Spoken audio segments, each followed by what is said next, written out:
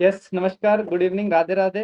कैसे हो प्यारे प्यारे बच्चों? होपफुली बहुत अच्छे से होगे, बहुत सारी मेहनत कर रहे होगे। और इसी के साथ मैं चंदन शर्मा आप सभी के साथ। और जैसा कि प्रीटर्म लेबर पार्ट 1 हम पूरा कर चुके हैं और अभी हम नया टॉपिक इसी को कंप्लीट करने वाले हैं, जिस टॉपिक का नाम है बच्चों प्रीटर्म लेबर पार्ट 2। कौन सा पार्ट पूरा करने वाले हैं? सेकंड पार्ट पूरा करने वाले हैं बच्चों प्रीटर्म लेबर का। तो let us continue with preterm labour कि भैया सेकंड पार्ट में सर आप क्या पढ़ाने वाले हो? बच्चों मैंने आपको बताया था लास्ट में, जब अपने ने प्रीटर्म लेबर पार्ट 1 लास्ट में खत्म किया था, कि क्या क्या कॉम्प्लिकेशंस हो सकते हैं बच्चों को अगर बच्चा प्री टर्म हो जाता है, प्री मैच्योर हो जाता है। तो वही अपने कुछ खास बातें डिस्कस करेंगे कि प्रीटर्म लेबर पार्ट सेकंड के अंदर की बच्चा प्री टर्म हो जाता है तो उसके क्या क्या इफेक्ट होते हैं प्रीटर्म लेबर में, कौन कौन सी दवाइयां देनी चाहिए हमें, क्या क्या मेडिकेशंस रहती है, ये सारी बातें हम प्रीटर्म लेबर पार्ट 2 में करने वाले हैं। तो जरा देखते हैं फटाफट से। सबसे पहली बात इफेक्ट है ना, इफेक्ट्स ऑफ प्रीटर्म लेबर। बच्चों क्या क्या इफेक्ट्स आते हैं प्रीटर्म लेबर के अंदर, है ना, क्या क्या दिक्कतें देखने को मिलती है प्रीटर्म लेबर में। तो आप सभी को ये बातें पता है कि सबसे पहला है कि बच्चे के लंग्स, है ना, lungs of foetus lungs of foetus are not mature. ये बहुत इंपॉर्टेंट बात है। और ये शायद आप सभी को पता है कि फीटस के लंग मैच्योर नहीं होते ना। अब तुम्हें ये बात पता है तो ये भी पता होनी चाहिए कि फीटस के लंग मैच्योर होना स्टार्ट कब होते हैं। तो अगर तुम्हें नहीं पता तो मैं बता देता हूँ कि मैच्योरेशन जो होता है फीटस के लंग्स का, जो मैच्योरेशन होता है फीटस के लंग्स का, वो स्टार्ट होता है बच्चों बाय 34 वीक्स, है ना, 34 वीक्स के ऊपर शुरू होता है। और एंड मैच्योर कब हो जाता है completely? Matured by 37 weeks. 37 weeks, 34 weeks पे स्टार्ट होगा मैच्योरेशन लंग्स का होना फीटस का, और 37 वीक्स पे फुल्ली तैयार हो जाएगा। तो कुल मिला के अगर 37 वीक्स से पहले बच्चा पैदा हो रहा है तो जाहिर सी बात है प्रीटर्म लेबर प्रीटर्म बच्चा होगा, और प्रीटर्म बच्चा होगा तो उसको हमको लंग्स को मैच्योर करने के लिए कुछ दवाइयां देनी पड़ती है ना, ताकि उसके लंग्स मैच्योर हो जाएं।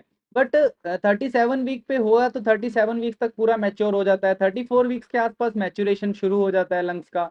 तो मैच्योरेशन शुरू हो गया 34 35 36 वीक्स तक, काफी सारा मैच्योरेशन हो जाता है, 37 वीक पे कंप्लीट हो जाता है। बट अगर इससे पहले मैच्योरेशन शुरू होने से पहले या फिर मैच्योर्ड होने से पहले बच्चा हो जाए तो फिर उसको कुछ दवाइयां देनी पड़ती है, जिसके बारे में अपने बात करेंगे।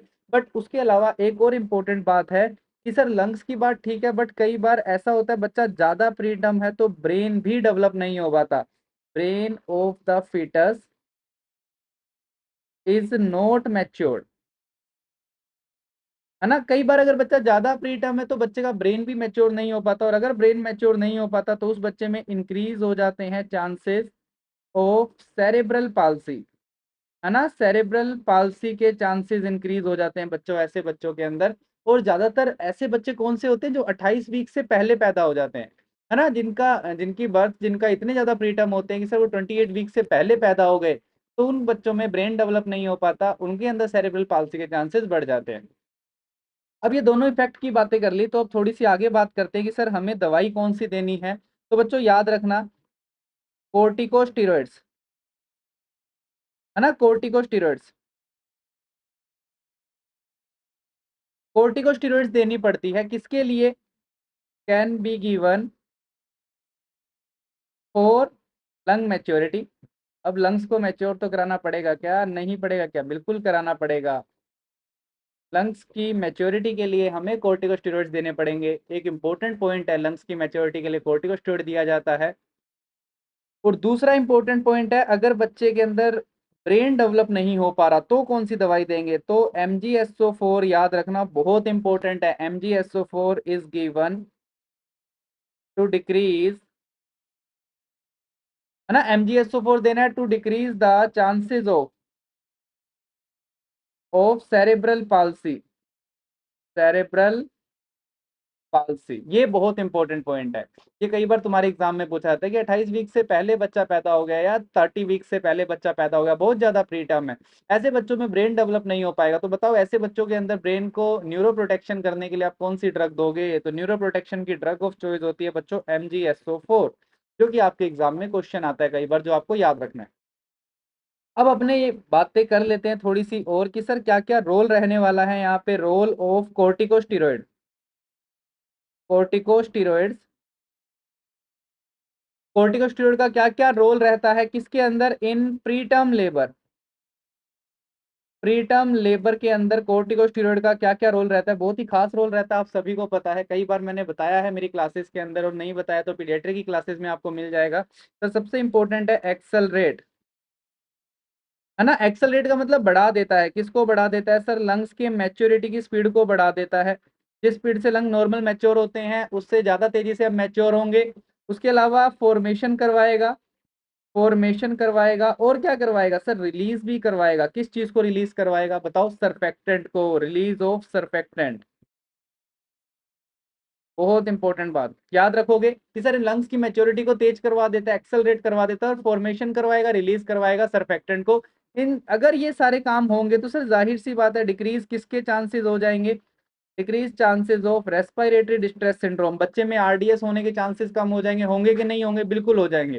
सर ये सारी बातें समझ आ गई। उसके अलावा अगर कोर्टिकोस्टेरॉइड तुम दे रहे हो मदर को प्री टर्म के अंदर, अगर बच्चा प्री टर्म होने की संभावना है और अगर तुम मदर को कोर्टिकोस्टेरॉइड दे रहे हो, तो इसके अंदर एक और फायदा भी होता है कोर्टिकोस्टेरॉइड देने का, कि वो सिर्फ लंग्स को मैच्योर करवाता है, सरफेक्टेंट को रिलीज करवाता है। उसके अलावा एक बेनिफिट और मिलता है सर, ये वस्कुलर स्टेबिलिटी लेके आता है। ध्यान से देखना, ब्रिंग्स अबाउट वस्कुलर स्टेबिलिटी, है ना, वस्कुलर स्टेबिलिटी लेके आता है। और उसके साथ साथ क्या करता है, देयर बाय डिक्रीजिंग, डिक्रीज कर देता है किसको, chances of, decreasing the chances of intra ventricular haemorrhage. ये दो बहुत इंपॉर्टेंट बातें हैं। क्या बताया मैंने तुमको कि सर अगर स्टेरॉइड दे रहे हो बच्चे को, सॉरी मदर को, है ना, अगर जो मदर है जिसकी प्रीटर्म डिलीवरी हो सकती है, ऐसी मदर को अगर स्टेरॉइड दे रहे हो, तो वो स्टेरॉइड एक तो लंग्स की मैच्योरिटी को एक्सेलरेट करेगा, उसके अलावा वो फॉर्मेशन और रिलीज करवाएगा सरफेक्टेंट को, जिसके कारण बच्चे में रेस्पिरेटरी डिस्ट्रेस होने के चांसेस कम हो जाएंगे। दूसरा इंपॉर्टेंट काम स्टेरॉइड्स क्या कर रहे हैं कि सर ये वस्कुलर स्टेबिलिटी लेके आ रहे हैं बच्चे के अंदर, फीटस के अंदर, ताकि बच्चे में इंट्रावेंट्रिकुलर हेमरेज के चांसेस कम हो जाएं। और उसके अलावा ये बच्चे के अंदर नेक्रोटाइजिंग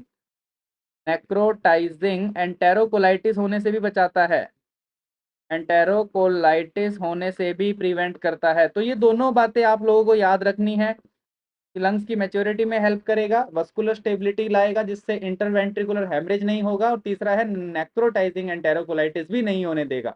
अब सर ये सारी बातें बहुत अच्छी बताई आपने, पर अब हमें ये भी तो बताओ कि कब देने हैं कोर्टिकोस्टेरॉइड, मदर को कब देने हैं। तो इंडिकेशंस तो पता होने चाहिए ना हमें सर, इंडिकेशंस के बिना क्या ही फायदा इनको पढ़ने का, पूछा तो इंडिकेशन ही जाता है ना बार बार, कि कब मदर को स्टेरॉइड्स देने हैं, कब मदर को कोर्टिकोस्टेरॉइड के इंजेक्शंस लगाने हैं। तो ध्यान से देखना, इंडिकेशन फॉर कोर्टिकोस्टेरॉइड थेरेपी, है ना। कोर्टिकोस्टेरॉइड थेरेपी के क्या क्या इंडिकेशन रहने वाले हैं, तो सबसे पहला इंडिकेशन सारे प्यारे प्यारे बच्चों याद रखोगे, pre term labour. But sir pre term labour क्या 37 वीक्स से पहले ही अगर बच्चा डिलीवर हो रहा है तो क्या उसको मदर को स्टेरॉइड दे देना चाहिए? नहीं बच्चों, ये बहुत इंपॉर्टेंट बात आपको याद रखनी है। प्री टर्म लेबर का मतलब प्री टर्म डिलीवरी अगर लेस देन 34 वीक्स, 34 वीक से पहले अगर बच्चा पैदा हो रहा है, अगर बच्चे की डिलीवरी हो रही है, तब उस बच्चे को हम प्रीटर्म लेबर बोलेंगे, तब उस बच्चे के अंदर हमको स्टेरॉइड लगाने हैं मदर को, अदरवाइज मदर को स्टेरॉइड नहीं लगाने। प्रीटर्म लेबर, प्रीटर्म डिलीवरी अगर होती है 34 वीक से पहले, क्योंकि 34 वीक्स पे तो मैच्योरेशन शुरू ही हो जाता है ना बच्चों, 34 वीक्स पे मैच्योरेशन शुरू होता है, 37 वीक्स पे मैच्योरेशन कंप्लीट हो जाता है सरफेक्टेंट का, जिसके कारण स्टेरॉइड, जिसके कारण लंग्स पूरे के पूरे मैच्योर हो जाते हैं। तो अगर स्टार्ट हो गया तो वो पूरा हो जाएगा, उस टाइम पे आपको स्टेरॉइड्स देने की जरूरत नहीं है। बट इन केस अगर 34 वीक से पहले डिलीवरी हो रही है, उस टाइम पे आपको क्या देना जरूरी है, उस टाइम पे आपको सरफेक्टेंट देना, उस टाइम पे मदर को कोर्टिकोस्टेरॉइड का इंजेक्शन देना बहुत इंपॉर्टेंट है। अब दूसरा क्वेश्चन ये पूछा जाता है कि सर इंजेक्शन देना कैसे कैसे है ना, इंजेक्शन कैसे कैसे देना है, ये काफी इंपॉर्टेंट पॉइंट है जो मैं आपको बता देता हूँ फटाफट।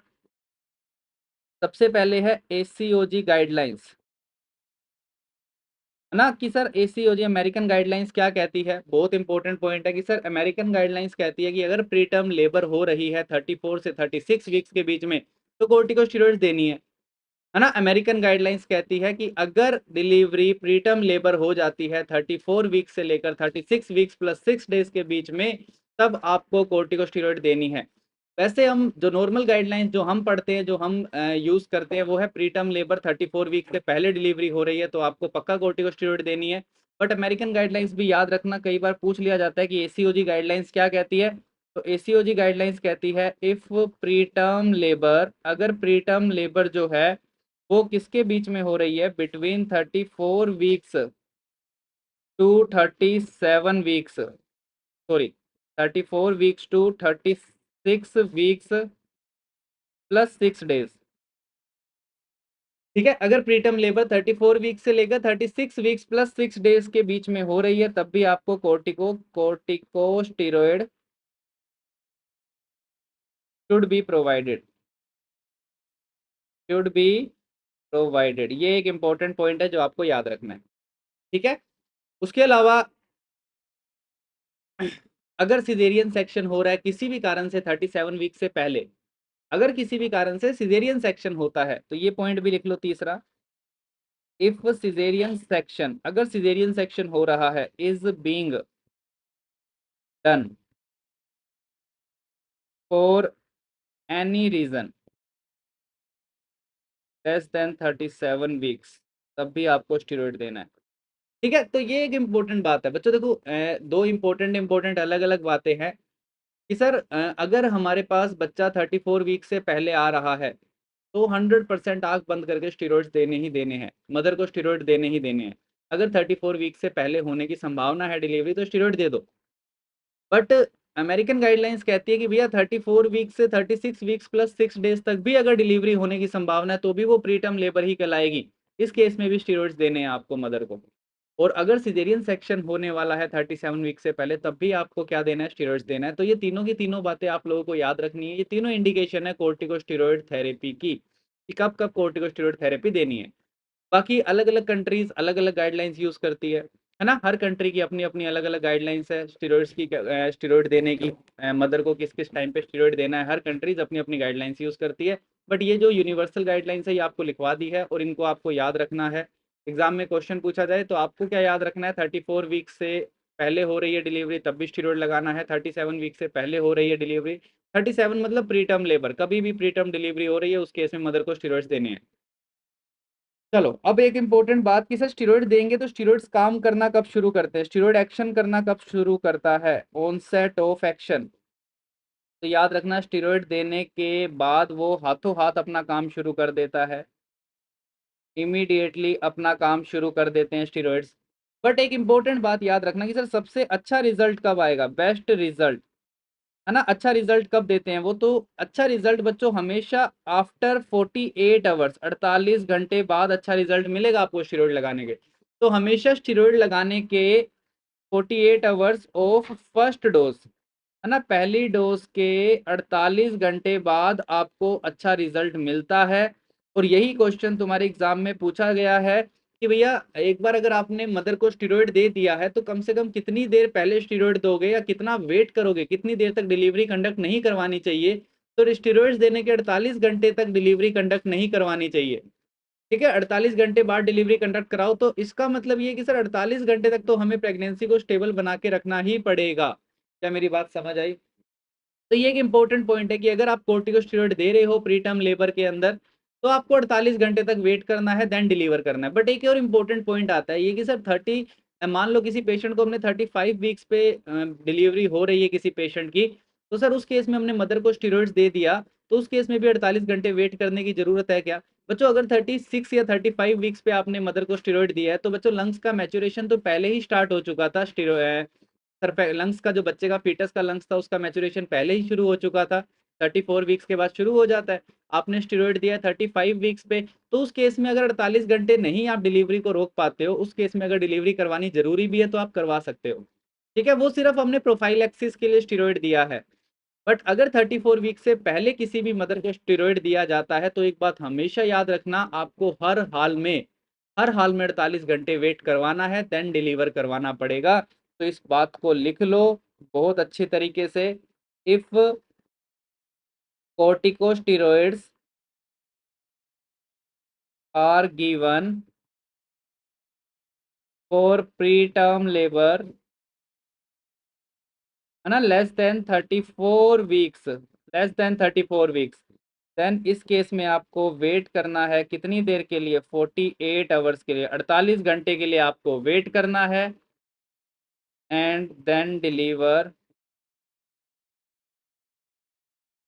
अब सर कोई पेशेंट अगर 48 घंटे तक वेट नहीं कर पा रहा है सर, उसकी डिलीवरी जल्दी हो रही है सर, अगर कॉन्ट्रैक्शन शुरू हो गए, फिर उस केस में क्या करेंगे बच्चों, ऐसे केस के अंदर आपको टोकोलाइटिक्स का यूज करना पड़ सकता है, टोकोलाइटिक्स कैन बी यूज्ड, है ना, फॉर 48 आवर्स, 48 घंटे के लिए हमें टोकोलाइटिक्स का यूज करना पड़ सकता है, ये बहुत इंपॉर्टेंट पॉइंट है ना।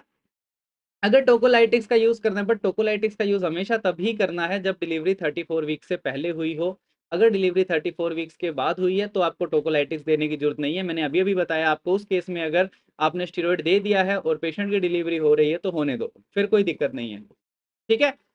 तो टोकोलाइटिक्स हमेशा तभी देनी है जब 34 वीक से पहले डिलीवरी हो रही है, स्टीरॉयड दे दिया आपको और डर है आपको यूट्राइन कॉन्ट्रैक्शन शुरू हो गए, कभी बच्चा बाहर आ सकता है, उस केस में आपको टोकोलाइटिक्स लगाने हैं। सर अगर अपने बात करें तो सर टोकोलाइटिक्स सॉरी कोर्टिकोस्टेरॉइड देने के साइड इफेक्ट क्या है ना, कोर्टिकोस्टेरॉइड आपने दिया है तो उसके साइड इफेक्ट्स भी तो होंगे, साइड इफेक्ट्स भी तो होंगे कोर्टिकोस्टेरॉइड्स के, तो सबसे इंपॉर्टेंट पॉइंट याद रखना कि माँ को क्या क्या साइड इफेक्ट होगा। मैटरनल साइड इफेक्ट बच्चों हाइपरग्लाइसीमिया, हाइपरग्लाइसीमिया हो सकता है मदर को, पहला इंपॉर्टेंट पॉइंट। तो हाइपरग्लाइसीमिया हो सकता है तो सर प्रेगनेंसी में तो ऑलरेडी इंसुलिन रेजिस्टेंस हो जाता है, और इंसुलिन रेजिस्टेंस होने की वजह से प्रेगनेंसी में तो वैसे ही गेस्टेशनल डायबिटीज मेलाइटस होने का खतरा रहता है, तो ऐसे केस के अंदर पेशेंट को हम स्टेरॉइड दे रहे हैं तो उसको हाइपरग्लाइसीमिया होने का खतरा और ज्यादा बढ़ जाएगा, बिल्कुल बढ़ जाएगा। तो बच्चों अगर पेशेंट को गेस्टेशनल हाइपरटेंशन सॉरी हाइपरग्लाइसीमिया होने का खतरा बढ़ रहा है, गेस्टेशनल डायबिटीज मेलाइटस होने का खतरा बढ़ रहा है, तो एक इंपॉर्टेंट पॉइंट याद रखना कि इस टाइम पे आपको स्क्रीनिंग करना बहुत इंपॉर्टेंट है, screening for gestational diabetes mellitus, ये काम बहुत इंपॉर्टेंट है, should be done, should be done before giving steroid. तो एक इंपॉर्टेंट क्वेश्चन यहाँ पे नर्सिंग इम्प्लीमेंटेशन या नर्सिंग रोल तुम्हारा बहुत इंपॉर्टेंट आता है निकल के, कि अगर किसी पेशेंट को तुम 35 या 34 या 32 वीक्स के ऊपर डेक्सामेथासोन या बीटामिथासोन का इंजेक्शन लगा रहे हो, तो तुम्हारी प्रायोरिटी क्या बनेगी, किस चीज के लिए चेक करना है तुम्हें पेशेंट को। तो सर हमें पता है कि पेशेंट को अगर आप स्टीरॉयड का इंजेक्शन दे रहे हो तो पेशेंट में हाइपरग्लाइसीमिया होने का खतरा बहुत ज्यादा बढ़ जाएगा, और इस केस के अंदर हमें पेशेंट को गेस्टेशनल डायबिटीज मेलाइटस के लिए स्क्रीनिंग करनी है। क्या मेरी बात ये समझ में आई अच्छे से। उसके अलावा अगर मदर को हाइपरग्लाइसीमिया हो तो फीटस को भी हाइपरग्लाइसीमिया होने का खतरा बढ़ेगा, फीटस बड़ा हो सकता है ना, तो दोनों के अंदर आपको हाइपरग्लाइसीमिया का खतरा बढ़ता है, तो दोनों के अंदर आपको ये पॉइंट याद रखना है। उसके अलावा सर अब हमें ये बता दो सर इंजेक्शन देने कौन कौन से हैं। तो बच्चों एक तो हम दे सकते हैं बीटा मिथासोन, है ना, बीटा मिथासोन बहुत इंपॉर्टेंट पॉइंट है, और एक हम देते हैं डेक्सा मिथासोन, बीटामिथासोन एंड डेक्सामिथासोन। बीटामिथासोन के बच्चों कितने इंजेक्शन लगेंगे सर, 2 इंजेक्शन लगेंगे, कौन से रूट से लगेंगे, आईएम रूट से लगेंगे, है ना, 2 इंजेक्शन आईएम रूट से लगेंगे। कितने कितने एमजी के लगेंगे सर, ये 12 mg के लगेंगे। कितनी कितनी देर में लगेंगे सर, 24 घंटे में, 24 आवर्स अपार्ट, 24 घंटे के गैप में लगेंगे। सर वहीं अगर डेक्सामिथासोन की बात करूं तो 4 इंजेक्शन लगेंगे, आईएम रूट से ही लगेंगे, है ना, कितने एमजी के सर, 6 mg के लगेंगे, और सर कितनी देर में लगेंगे, 12 घंटे के गैप में लगेंगे।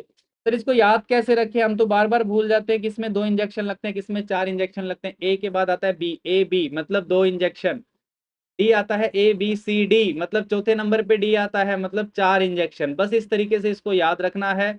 अगर एक याद कर लिया, बीटामिथासोन की 12 mg डोज है, 24 घंटे में लग रहा है, तो उसको आधा कर देना, डेक्सामिथासोन में 6 mg डोज है, 12 घंटे में लग रहा है, बात खत्म, बस इतना सही याद करना है। इसी पे बार बार क्वेश्चन पूछा जाता है कि सर डेक्सामिथासोन और बीटामिथासोन, है ना, सर डेक्सामिथासोन बीटामिथासोन दोनों इंजेक्शंस लगते हैं, इस तरीके से लगाए जाते हैं, इस रूट से लगाए जाते हैं, एक 12 mg 24 घंटे में, एक 6 mg 12 घंटे के अंदर लगाया जाता है। ये बात अगर अच्छे से समझ आ गई तो याद रखना। और ये दोनों ड्रग्स, ये दोनों की दोनों दवाइयां बच्चों याद रखना प्लेसेंटल बैरियर को क्रॉस करती है ना। बोथ दीज ड्रग्स, दोनों की दोनों drugs can cross placental barrier. ठीक है, प्लेसेंटल बैरियर को दोनों दवाइयां क्रॉस करती है। और ये दोनों दवाइयां कब नहीं देनी, कोई ना कोई तो कॉन्ट्रा इंडिकेशन होगा ना इसका। एब्सोल्यूट कॉन्ट्रा इंडिकेशन है प्रेगनेंसी में, ये दोनों दवाई कब नहीं देनी, चाहे प्री टर्म डिलीवरी हो चाहे कुछ भी हो। अगर पेशेंट को कोरियो एमनियोनाइटिस है, कोरियो एमनियोनाइटिस है, अगर पेशेंट को कोरियो एमनियोनाइटिस के केस में ये दवाई कभी नहीं देनी, क्योंकि अगर पेशेंट को इन्फेक्शन है कोरियोन और एमनियोन का, उस केस में आपने स्टेरॉइड्स दे दिए तो भैया वो infection steroid immune system suppress करते हैं कि नहीं करते, बिल्कुल करते हैं। और अगर आपने वो इन्फेक्शन दे दिए तो बच्चा पूरा का पूरा निपट जाएगा। तो ये इंपॉर्टेंट पॉइंट याद रखना। बट सर अगर कोई हमसे ये बोलता है कि ये दवाई तो हाइपरग्लाइसीमिया करवा रही है और अगर मदर को डायबिटीज है तो क्या ये दवाई नहीं देनी चाहिए हमें। बच्चों अगर ये दवाई हाइपरग्लाइसीमिया करवा रही है और मदर को डायबिटीज है तब भी ये दवाई देनी है, कोई कॉन्ट्रा इंडिकेशन नहीं है। बहुत इंपॉर्टेंट बात है, याद रखना। हाइपरटेंशन है तो भी कोई कॉन्ट्रा इंडिकेशन नहीं है। अगर डायबिटीज मेलाइटस की फीमेल है, प्रेग्नेंट हो जाती है, जैसा कि हमें पता है स्टीरॉयड हाइपरग्लाइसीमिया करवाते हैं, फिर क्या ये दवाई देनी जरूरी है, बिल्कुल जरूरी है, देनी है। समझ आ गया। सिर्फ एक ही कॉन्ट्रा इंडिकेशन है कोरियो एमनाइटिस, जो कि आपको याद रखना है। और एक और इंपॉर्टेंट बात याद रखना कि क्या सर इस इंजेक्शन को 2 बार दे दिया हमने, आईएम रूट से 2 इंजेक्शन दे दिए, 4 इंजेक्शन आईएम रूट से दे दिए, क्या इन इंजेक्शन को दोबारा रिपीट कर सकते हैं क्या सेम प्रेगनेंसी में? कोई फायदा नहीं है। एक ही बार देनी है, रिपीटेड डोज कोई भी रिकमेंड नहीं करती, कोई भी गाइडलाइंस रिकमेंड नहीं करती रिपीटेड डोज। एक ही बार इंजेक्शन लगाना है, 2 डोज कंप्लीट हो गई, 2 इंजेक्शन कंप्लीट हो गए 12 mg के 24 घंटे के अंदर, बात खत्म। उसके बाद इंजेक्शन देने के कोई फायदा नहीं है, रिपीट नहीं करना कि हम रिपीट कर देंगे तो क्या पता बच्चे को फायदा हो जाए, कोई फायदा नहीं होता। ठीक है, तो ये सारी बातें समझ आ गई। इसके बाद अपने थोड़ी सी अब बात करते हैं कि सर टोकोलाइटिक्स पे बड़े सवाल आते हैं, तो थोड़ा टोकोलाइटिक्स के बारे में बता दो, है ना। यहाँ पे टोकोलाइटिक्स के बारे में बता रहा हूँ, पूरी प्रेगनेंसी में टोकोलाइटिक्स का नाम लूंगा, बार बार नहीं पूछोगे, है ना। तो टोकोलाइटिक्स की बात की जाए तो टोकोलाइटिक्स हमें बहुत सारे कामों में देना पड़ता है ना। एक तो हमें इसी काम में देना पड़ रहा है, अगर पेशेंट को स्टेरॉइड्स लगा रहे हो तो स्टेरॉइड्स लगाने के बाद पेशेंट को 48 घंटे तक रोकना है। अगर उसकी 34 वीक से पहले डिलीवरी होने की संभावना है, इतना प्रीटर्म बेबी है, तो उसको 48 घंटे तक उस प्रेगनेंसी को रोकना है तो टोकोलाइटिक्स देनी पड़ेगी। लाइटिक्स का मतलब जो रोक दे, किसको रोक दे? टोको का मतलब कॉन्ट्रैक्शन, जो कॉन्ट्रैक्शंस को रोक दे। कहाँ की कॉन्ट्रैक्शन को? यूट्रस की कॉन्ट्रैक्शंस को, उसको हम लोग टोकोलाइटिक्स बोलते हैं। टोकोलाइटिक्स कब तक दे सकते हैं? मैक्सिमम, मैक्सिमम कब तक दिया जा सकता है टोकोलाइटिक्स? अगर किसी पेशेंट को स्टेरॉइड्स दे रहे हो तो बच्चों याद रखना, जी गिवन कब तक दिया जा सकता है? ज्यादा लंबे टाइम तक नहीं दिया जा सकता। इवन अप टू 34 वीक्स, सिर्फ 34 वीक्स तक ही देने हैं टोकोलाइटिक्स, उसके बाद नहीं देने। ये एक इंपॉर्टेंट पॉइंट है बच्चों। प्रेगनेंसी, अभी तो मैंने थोड़ी देर पहले भी तो यही समझाया तुम्हें, अगर 34 वीक से पहले डिलीवरी होने की संभावना है तभी टोकोलाइटिक्स देनी है, अदरवाइज नहीं देनी, है ना। कभी भी आपको नेवर गिवन 34 वीक्स के बाद आपको कभी भी प्रेगनेंसी को डिले नहीं करवाना है, कभी भी नहीं रोक के रखना है प्रेगनेंसी को, वरना खराब हो सकता है मामला। ठीक है, और कभी भी 48 घंटे से ज्यादा टोकोलाइटिक्स नहीं देनी है, कभी भी 48 घंटे से ज्यादा टोकोलाइटिक्स नहीं देनी है। दोनों क्वेश्चन बड़ी इंपॉर्टेंट है, बहुत इंपॉर्टेंट रोल प्ले करते हैं, तुम्हें इसकी जानकारी होनी चाहिए सारे बच्चों को। अगर तुम्हें ये नहीं पता तो गंभीर समस्या हो सकती है ना। तो never given after 34 weeks and never given more than 48 hours. फिर अगला सवाल तुमसे पूछा जाता है कि फर्स्ट लाइन टोकोलाइटिक ऑफ चॉइस कौन सी है? तो आंसर आंख मीच के बता के आना, निफेडिपिन। निफेडिपिन एक कैल्शियम चैनल ब्लॉकर होती है, जिसको हम कहाँ पे यूज लेते हैं निफेडिपिन को? निफेडिपिन कैल्शियम चैनल ब्लॉकर है, इसको हम लोग एंटी हाइपरटेंसिव की तरह भी यूज करते हैं, और यहाँ पे टोकोलाइटिक्स का भी काम करती है। ठीक है, तो इंडिया के अंदर टोकोलाइटिक ऑफ चॉइस निफेडिपिन होती है। ये एक इंपॉर्टेंट पॉइंट है जो आपको याद रखना है। ठीक है, बट अगर कोई तुमसे पूछता है, अगर ACOG गाइडलाइंस देखी जाए, ACOG गाइडलाइंस देखी जाए तो अप टिल 32 वीक्स है ना। 32 वीक्स तक कौन सी दवाई हम टोकोलाइटिक्स ऑफ चॉइस दे सकते हैं, टोकोलाइटिक ऑफ चॉइस, है ना। अगर 32 हफ्ते तक, 32 मतलब 32 से 34 हफ्ते तक तो निफेडिपिन देनी है, बट अगर डिलीवरी 32 हफ्ते से पहले हो रही है, इन उस केस में हमें टोकोलाइटिक्स देनी पड़ गई, तो drug of choice, tocolytic of choice क्या होती है बच्चों, तब टोकोलाइटिक ऑफ चॉइस होती है इंडोमिथासिन। क्या होती है, इंडोमिथासिन। बहुत इंपॉर्टेंट सवाल है। तो ये दोनों बातें तुम्हें पता होनी चाहिए। अगर तुम्हारे एग्जाम में सीधा सीधा क्वेश्चन आता है कि इन इंडिया टोकोलाइटिक ऑफ चॉइस क्या है, निफेडिपिन, तुम्हारे एग्जाम में क्वेश्चन आता है कि अगर स्पेशल मेंशन कर दिया कि 32 वीक से पहले, अगर डिलीवरी 32 वीक से पहले होने की संभावना है, इतनी ज्यादा प्री टर्म डिलीवरी है, उस केस में आप कौन सी टोकोलाइटिक दोगे, तब आंसर इंडोमिथासिन जाएगा।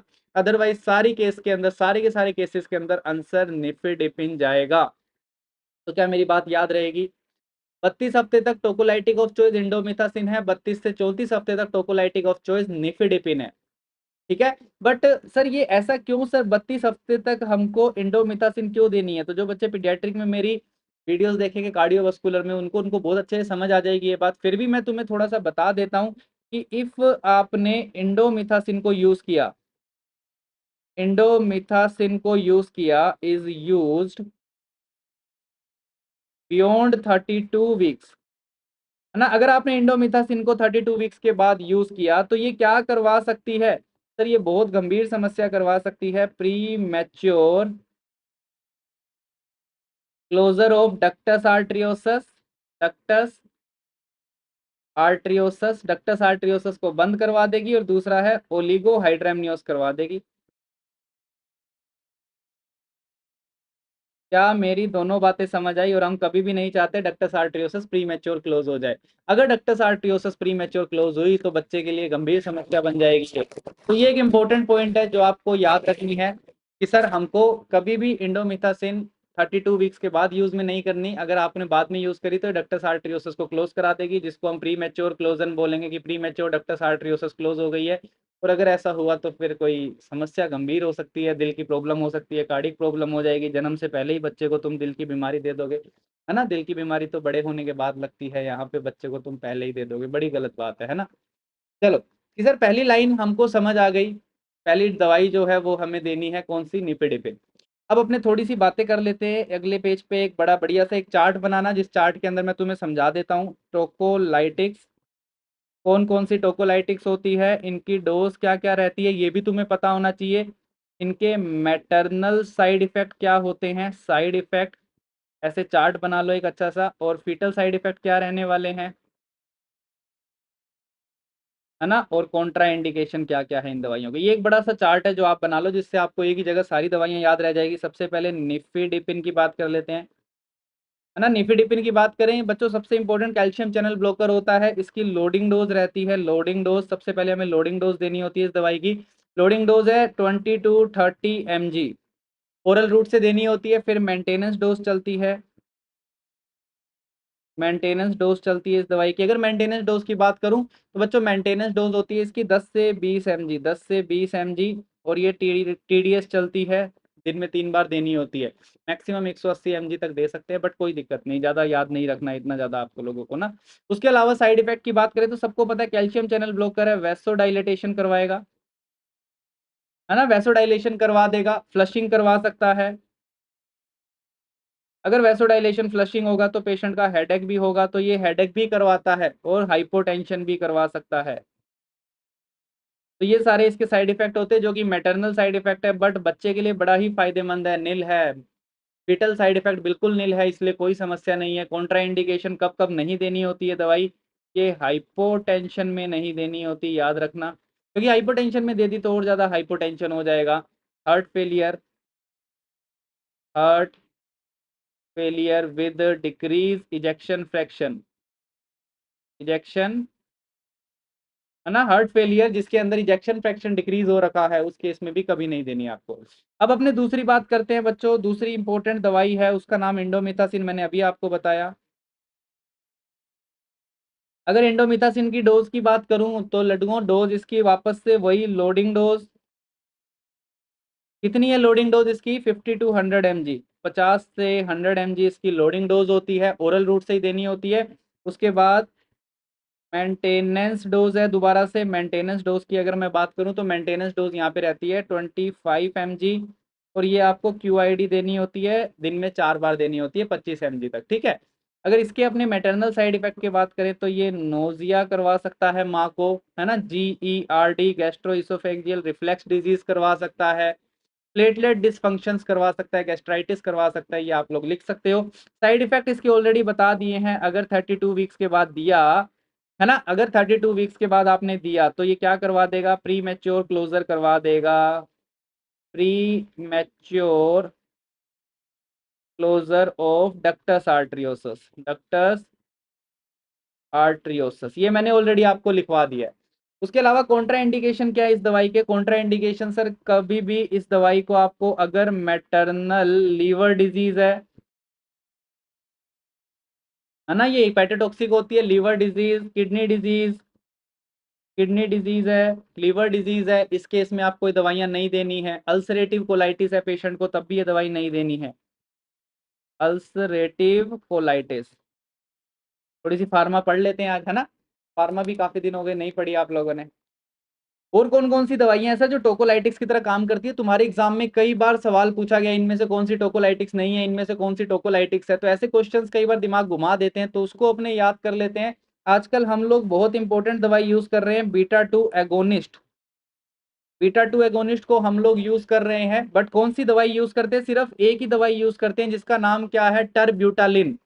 कौन सी दवाई है, ब्यूटालिन। ये दवाई तुम्हारे एग्जाम में कई बार पूछी गई है कि इनमें से कौन सी दवाई है जो हम टोकोलाइटिक्स की तरह नहीं यूज करते, और ऑप्शन में टरब्यूटालिन होता है और तुम टिक कर आते हो कि टरब्यूटालिन तो कहीं सुना ही नहीं, बट याद रखना टरब्यूटालिन टोकोलाइटिक्स की तरह काम करती है, ठीक है। बट टरब्यूटालिन देने से पहले बीटा 2 एगोनिस्ट है तो हमको हार्ट रेट को मॉनिटर करना होता है, पेशेंट का हार्ट रेट जो है वो मॉनिटर करना है। अगर पेशेंट का हार्ट रेट 120 से ज्यादा हो जाए तो ये दवाई बंद करनी पड़ती है हमको, ये याद रखना।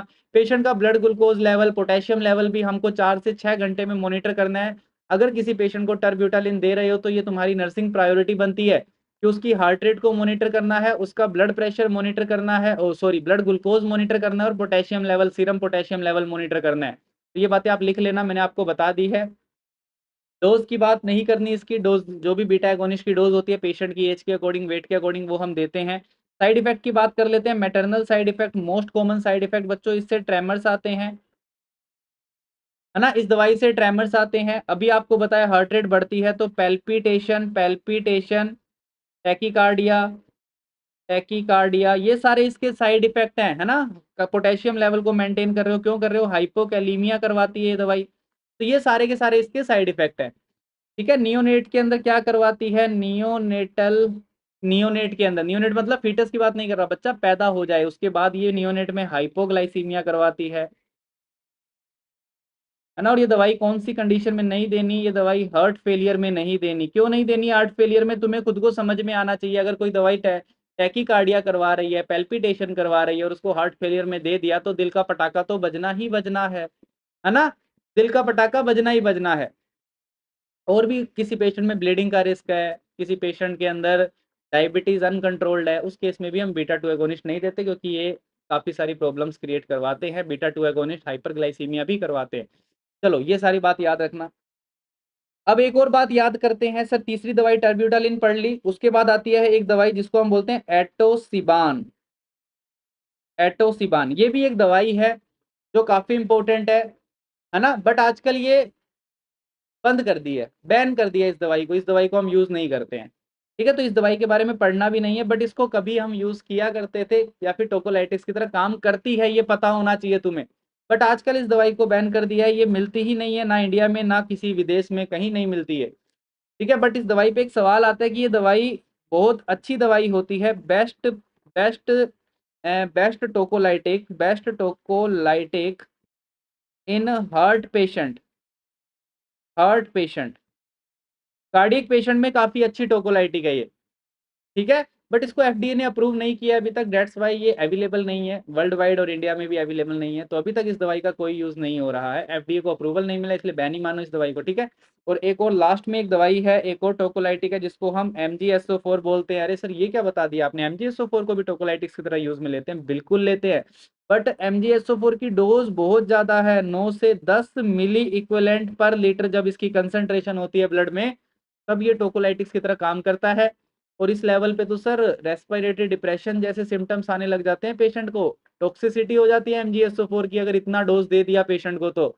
दैट्स वाई ये दवाई भी हम नहीं यूज कर पाते टोकोलाइटिक्स की तरह। और इसके साइड इफेक्ट तुम्हें पता है ना, डीप टेंडन रिफ्लेक्सिस का गायब हो जाना, डाइफोरेसिस हो जाना, स्लरिंग्स, बोलने में लड़खड़ाने लगेगा, स्पीच स्लर हो जाएगी, है ना, बट कोई फीटल साइड इफेक्ट नहीं होता इसका। और इसके कॉन्ट्रा इंडिकेशन क्या है, MgSO4 के कॉन्ट्रा इंडिकेशन लिख लो, काफी इंपॉर्टेंट पॉइंट है, MgSO4 के कॉन्ट्रा इंडिकेशन, इसको माइस्थेनिया ग्रेविस के अंदर ये दवाई कभी नहीं देनी होती।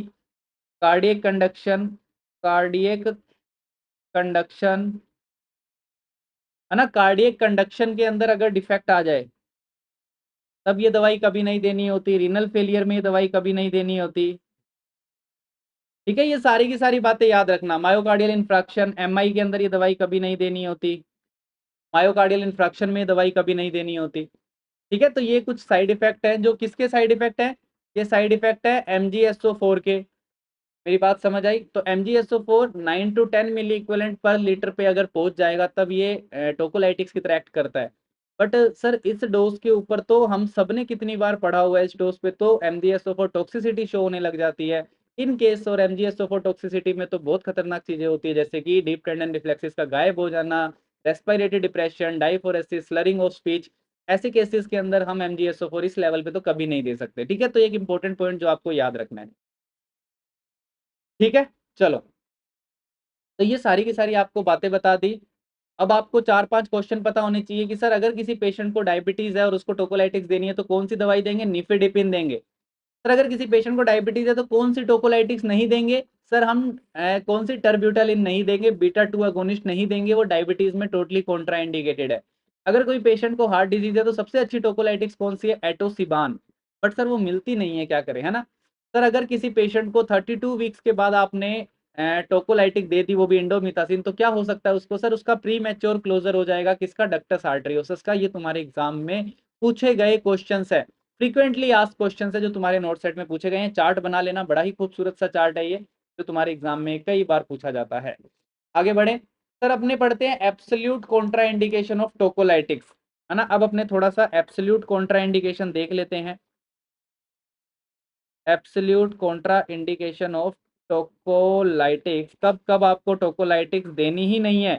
तो एब्सोल्यूट कॉन्ट्रा इंडिकेशन के अंदर सबसे पहला आता है IUD, इंट्रा यूट्राइन डेथ हो जाती है अगर फीटस की पेट के अंदर, तो टोकोलाइटिक्स कभी नहीं देनी है, पेट में रोकना ही नहीं बच्चे को। क्यों, अगर पेट में बच्चे को रोक दिया टोकोलाइटिक्स देके, डेड बेबी को अंदर पेट में रुकना पड़ गया, तो याद रखना DIC हो जाएगा मदर को।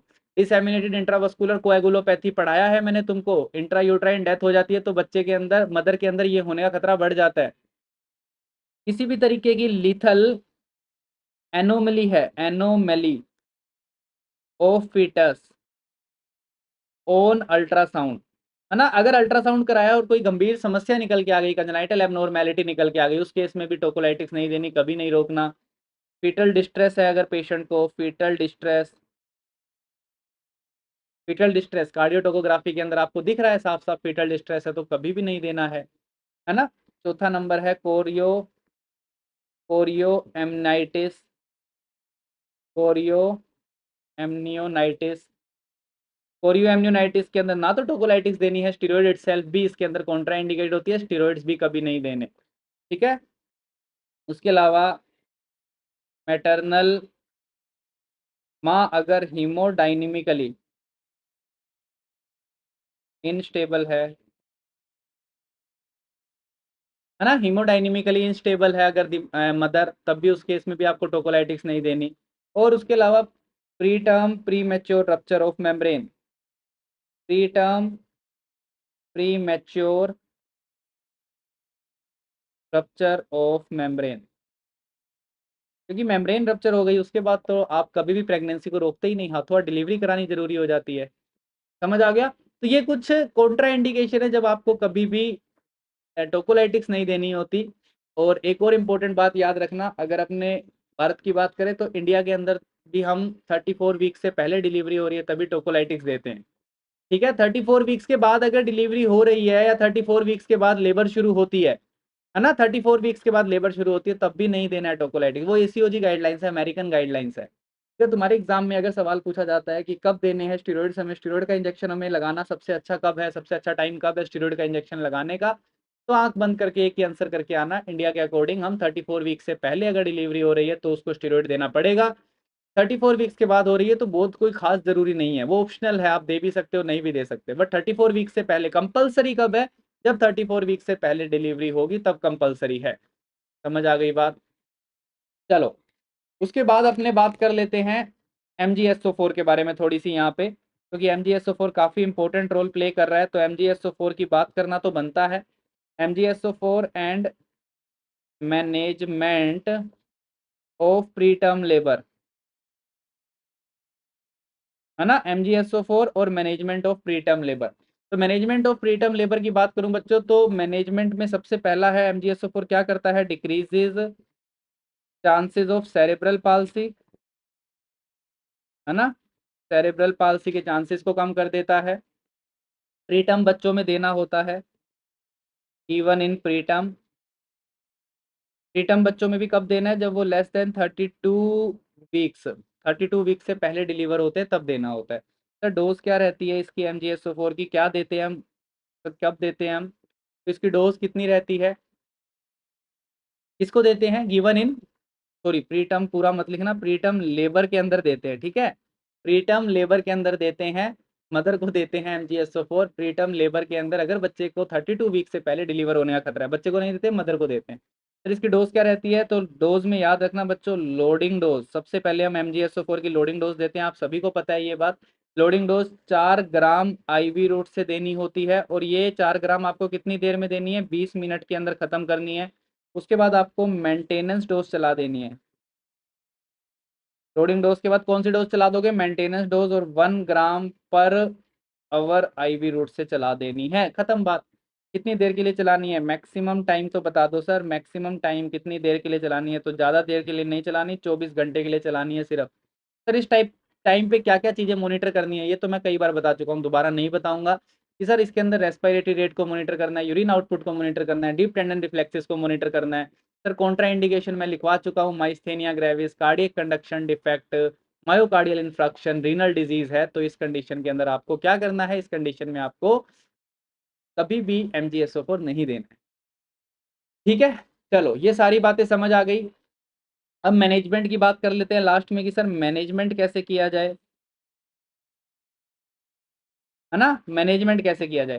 तो सर मैनेजमेंट की अगर बात करें तो प्रीटर्म लेबर या तो 34 वीक्स के बाद है, या फिर प्रीटर्म लेबर 34 वीक से पहले है, इन दोनों बातों पे डिपेंड करता है। तो मैनेजमेंट में दो बातें लिखना, प्रीटर्म लेबर या तो वो more than equal to 34 weeks है, या फिर प्रीटर्म लेबर जो है वो लेस देन 34 वीक्स है। ठीक है, तो इस केस के अंदर बोथ, इन दोनों केसेस के अंदर अब क्या करना है, ध्यान से देखना, इन बोथ केसेस, इन दोनों ही केसेस के अंदर एडमिशन तो करना ही करना है पेशेंट का, करना ही पड़ेगा एडमिशन, ऑब्जर्व भी करना है पेशेंट को। किसके लिए ऑब्जर्व करना है sir, dilatation, dilation and contraction,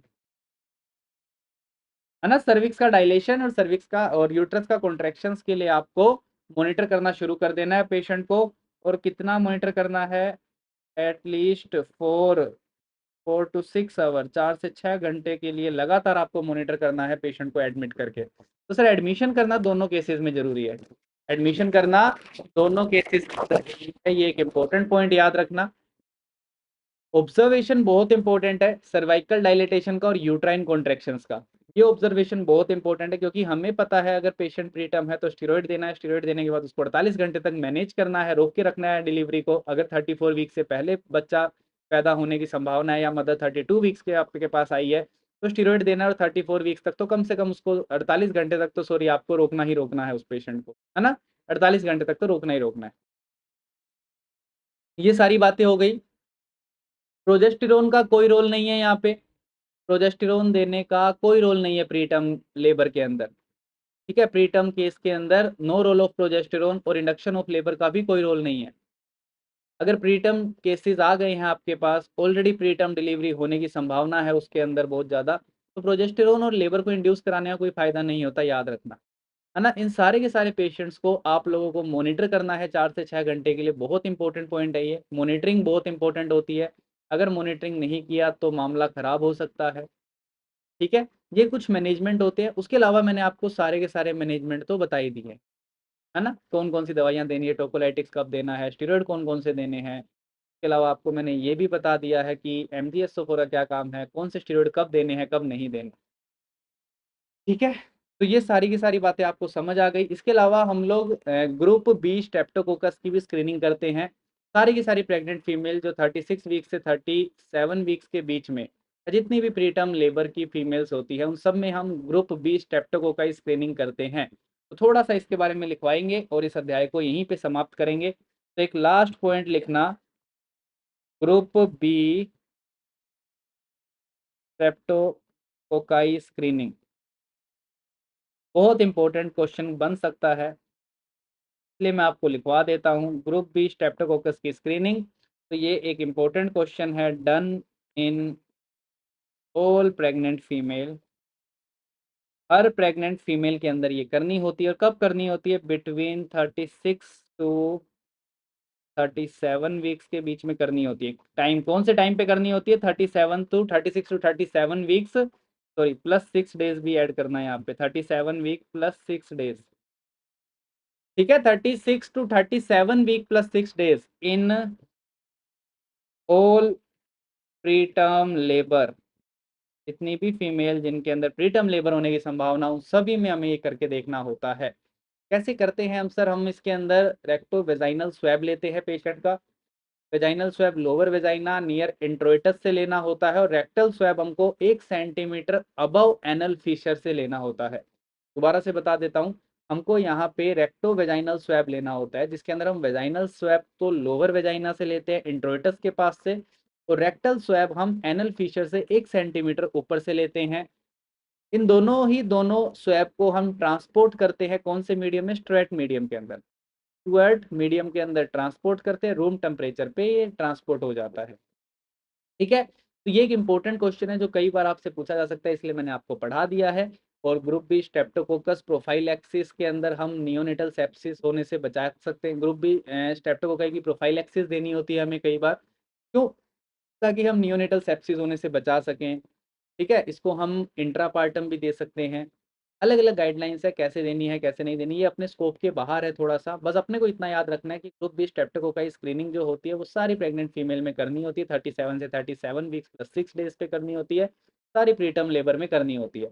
किससे करते हैं, याद रखना, done by recto vaginal swab, ठीक है। इंपॉर्टेंट क्वेश्चन है। कौन सा मीडियम यूज करते हैं, मीडियम कौन सा यूज करते हैं, मीडियम यूज्ड फॉर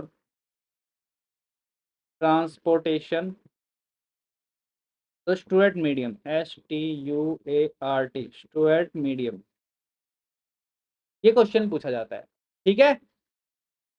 अगर किसी प्रेग्नेंट फीमेल में बच्चा है, if A pregnant female has a child, अगर उसको बच्चा है और वो इन्फेक्टेड हो जाता है ग्रुप बी स्ट्रेप्टोकोकाई से, और नियोनेटल सेप्सिस हो गया, है ना, नियोनेटल सेप्सिस हो गया, तो उस केस के अंदर फिर आप लोगों को ट्रीटमेंट देना पड़ता है, पेनिसिलिन जी देनी पड़ती है, डोज होती है उसकी अलग अलग, ठीक है। पेनिसिलिन नहीं है तो अपने एम्पीसिलिन दे सकते हैं, अगर किसी को एलर्जी है इन सब से तो सीफाजोलिन दे सकते हैं। ये सारी की सारी बातें हैं। ड्रग ऑफ चॉइस आपको हमेशा याद रखनी है, बीटा स्ट्रेप्टोकोकाई की drug of choice penicillin G होती है, ठीक है, drug of choice penicillin G होती है। तो ये सारी की सारी आपको बात याद रखनी है कि कौन सी ड्रग ऑफ चॉइस रहने वाली है, पेनिसिलिन जी यहाँ पे ड्रग ऑफ चॉइस रहने वाली है अगर किसी पेशेंट को ग्रुप बी स्ट्रेप्टोकोकाई हो जाता है तो, ठीक है। बस आपको पर यही बातें याद रखनी है, वो सारी बातें थोड़ी सी आगे की बातें हैं, है ना। एमएससी लेवल्स की बातें हैं जो आपको नहीं पढ़नी है अभी, ना ही पूछी जाती है। बस ये जरूर पूछा था beta group B streptococci screening क्या प्रीटर्म फीमेल्स में लेबर में करनी है क्या? बिल्कुल करनी है। कब करनी है? टाइम बता दिया आपको। ड्रग ऑफ चॉइस क्या रहती है अगर किसी पेशेंट को है तो पेनिसिलिन जी यहाँ पे ड्रग ऑफ चॉइस रहती है। ठीक है, तो ये सेकंड पार्ट था प्रीटर्म लेबर का।